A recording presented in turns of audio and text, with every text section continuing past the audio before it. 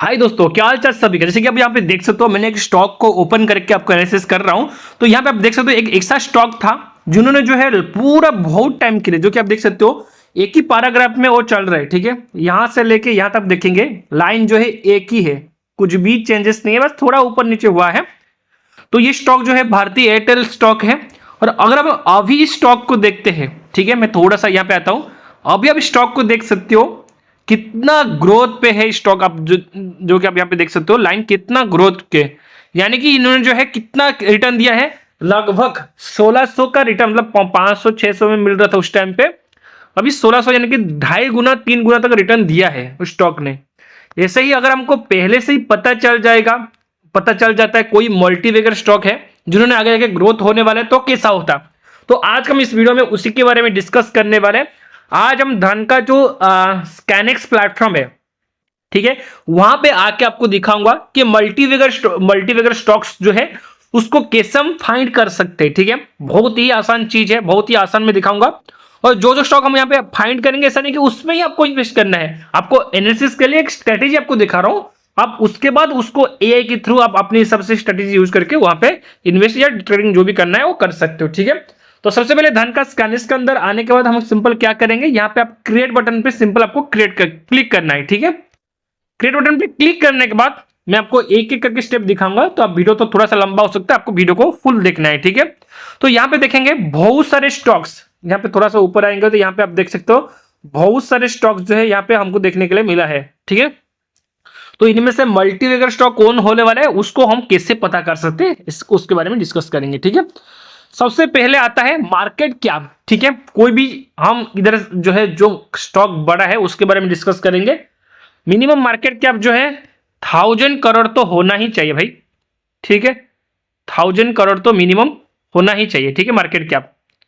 ठीक है, तो मार्केट कैप 1000 करोड़ अगर आप डाल देते हैं, यहाँ पे आप देख सकते हो जो बड़े बड़े स्टॉक्स है, रिलायंस हो गया, एचडीएफसी हो गया, भारतीय एयरटेल भी यहाँ पे आ चुका है, जो कि अब हम स्टार्टिंग में जो दिखा रहे थे, स्टेट बैंक ऑफ इंडिया हो गया, सब बड़े बड़े स्टॉक जो है यहाँ पे आ गए। ठीक है, तो ये तो हमको पता चल गया। चलो, बड़े बड़े स्टॉक कौन सा है, उसके बाद क्या करेंगे हम यहाँ पे रेवेन्यू ग्रोथ, उस स्टॉक जो है 3 ईयर्स में कितना ग्रोथ किया है या 5 ईयर्स में कितना ग्रोथ किया है उसके बारे में थोड़ा सा डिस्कस करेंगे। ठीक है, हम सिंपल यहाँ पे सर्च करेंगे रेवेन्यू ग्रोथ। ठीक है, रेवेन्यू ग्रोथ जो है सर्च करेंगे, सिंपल रेवेन्यू ग्रोथ ईयर पे जाके 5 ईयर्स सिलेक्ट कर लेंगे। ठीक है, तो 5 ईयर्स में कम से कम तो इस स्टॉक को जो है कम से कम 5 ईयर्स में तो भाई 15% तो ग्रोथ किया होना चाहिए, कम से कम तो 15% तो होना ही चाहिए ग्रोथ।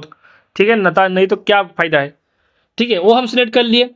फिर यहाँ पे क्या करेंगे, यहाँ पे रेवेन्यू ग्रोथ और एक 3 ईयर्स का भी ऐड कर लेते हैं। ठीक है, लिखते हैं कि कितना रेवेन्यू ग्रोथ जो है परसेंटेज, यहाँ पे 3 ईयर्स का कर लेते हैं। ठीक है, 3 ईयर्स में भी कम से कम 3 ईयर्स में भी 15% तो होना ही चाहिए। ठीक, वो भी ऐड कर लेते हैं। ठीक है, बाकी हो गया। यहाँ पे देख सकते हो बहुत बड़ा बड़ा स्टॉक्स जो है नाम वो आ चुका है। चलिए और थोड़ा सा एक दो पैरामीटर्स ऐड करेंगे इसमें।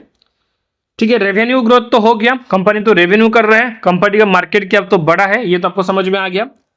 अभी ओपनिंग मार्जिन, कंपनी जब इंडस्ट्री ओपनिंग हुआ था तो उस टाइम पे उसका क्या मार्जिन था और अब क्या है, ठीक है, उसके बारे में डिस्कस करेंगे।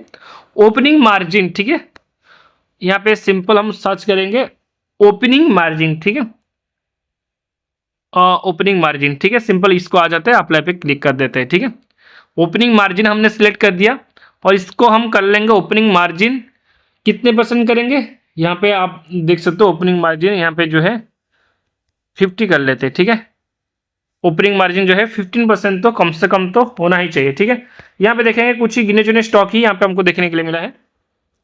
और यहाँ पे कंपनी का कुछ देखिए, यहाँ तक तो हमको समझ में आ गया, ये कंपनी का कुछ लोन चल रहे हैं या कैसा कुछ चल रहा है, या डेबिट टू इक्विटी पे कंपनी कैसे परफॉर्म कर रहे हैं उसके बारे में थोड़ा सा बात कर रहे थे। तो आपको और एक इंडिकेटर ऐड करना है जो कि है डेबिट टू इक्विटी। ठीक है, तो आपको सिंपल डीएवीटी डेबिट टू इक्विटी आपको सिंपल ऐड करना है। ठीक है, जैसे मैं कर रहा हूँ, आप डन आकर इसके अंदर कर सकते हो, बिल्कुल फ्री है, यहाँ पे आके भी आप चेक कर सकते हो। ठीक है, और इसमें हम 0 to 1% रखेंगे कम से कम। ठीक है, 0 to 1% तो कम से कम होना ही चाहिए। ठीक है, इसको रख लेते हैं। तो यहाँ पे देखेंगे भाई कुछ ही गिने चुने 10-15 स्टॉक ही यहाँ पे हमको देखने के लिए मिला है। चलिए हम थोड़ा सा और एक दो आर कर लेते हैं। देखिए इंडस्ट्री डेबिट, बेसिकली कंपनी जो है वो भी अभी तक सही है, लेकिन कंपनी इंडस्ट्री में कितना उसका डेबिट कितना लॉस पे चल रहा है, कितना क्या चल रहा है, उसके थोड़ा सा डिस्कस करेंगे। ठीक है, आपको सिंपल सर्च करना है यहाँ पे INDU, जो भी आप यहाँ पे सर्च कर रहा हूँ।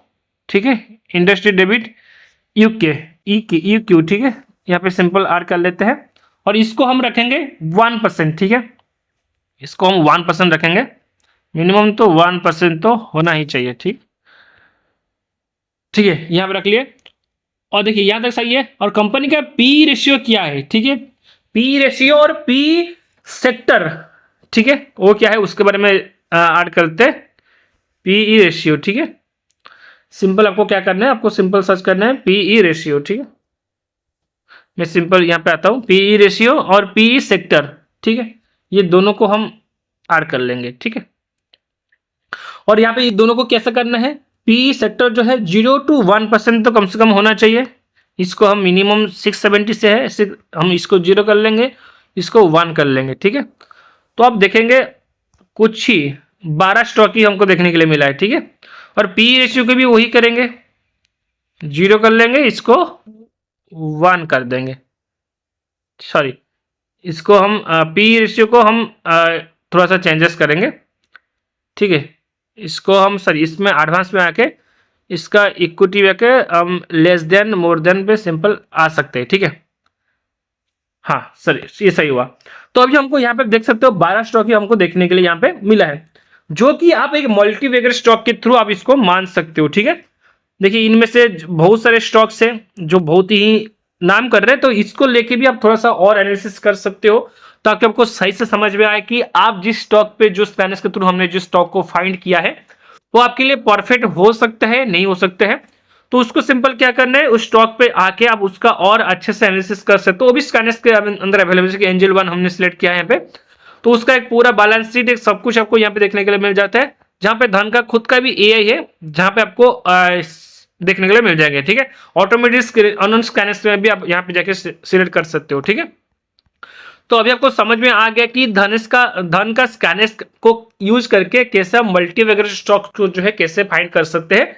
एयरटेल तो हमारे हाथ से छूट गया, लेकिन आगे कौन से बड़े बड़े स्टॉक्स है जिसको हम फाइंड कर सकते हैं आपको अभी पता चल गया है। कुछ भी मन में डाउट हो या कुछ और सीखना है तो कमेंट में जरूर बताना। मिलते हैं नेक्स्ट वीडियो पे, तब तक के लिए धन्यवाद, टाटा बाय बाय।